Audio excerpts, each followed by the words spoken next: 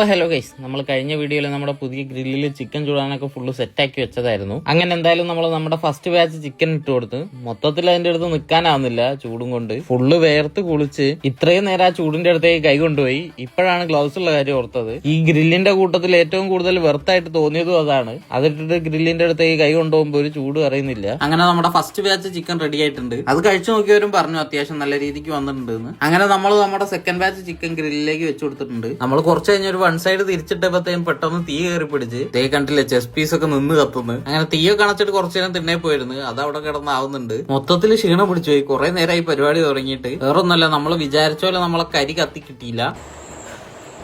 ഇതിനും ഭേദം കടയിൽ നിന്ന് വാങ്ങുന്നതിനും ഒരു 10 വട്ടെങ്കിലും ഈ പറഞ്ഞ ഡയലോഗ് ഞാൻ ചിന്തിച്ചിട്ടുണ്ടാവും. അങ്ങനെ പിന്നെ നമ്മൾ വന്നു നോക്കിയപ്പോഴത്തേ നമ്മുടെ ചിക്കനൊക്കെ ആയിട്ടുണ്ട്. അതായി കഴിഞ്ഞപ്പോ ഭയങ്കര ഒരു സന്തോഷമായിരുന്നു. ഫൈനലി. പക്ഷെ നമ്മുടെ ചിക്കൻ നമ്മൾ വിചാരിച്ചതിനേക്കാളും കുറച്ചധികം കരിഞ്ഞു വരുന്നു. പക്ഷെ കുഴപ്പമില്ല, കരിഞ്ഞതൊക്കെ നമുക്ക് തിന്നുമ്പോൾ നുള്ളിക്കളയാലോ. അങ്ങനെ ഒരു പ്ലേറ്റിൽ 2 കഷ്ണം ചിക്കൻ എടുത്ത് കുറച്ച് നാരങ്ങയൊക്കെ പിഴിഞ്ഞ് കഴിച്ചു നോക്കി. സംഭവം അടിപൊളിയായിട്ടുണ്ട്. കുറച്ചധികം കരിഞ്ഞു പോയത് ഒഴിച്ചു നിർത്തിയാൽ നമ്മുടെ ഗ്രില്ല് ഒരു സക്സസ് ആണ്. വെറുതെ പറയുന്നല്ല, മസാലേന്റെ പവറാന്ന് തോന്നുന്നു. മസാല അടിപൊളിയായിരുന്നു. അങ്ങനെ യൂട്യൂബിൽ ഒരു സിനിമയും വെച്ച് അതൊക്കെ കഴിച്ചു തീർത്ത് ഇതേ കണ്ടില്ലേ, സമയം 9:30 കഴിഞ്ഞ്. എന്തായാലും നമ്മൾ 7:30 തുടങ്ങിയ പരിപാടിയാണ്.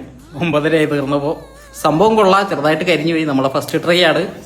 സോ അപ്പൊ എന്തായാലും അത്രയുള്ള വീഡിയോ. ഇനി അടുത്ത വീഡിയോ ആയിട്ട് വീണ്ടും വരുന്നവരെ ബൈ ഗൈസ്, ടാറ്റാ.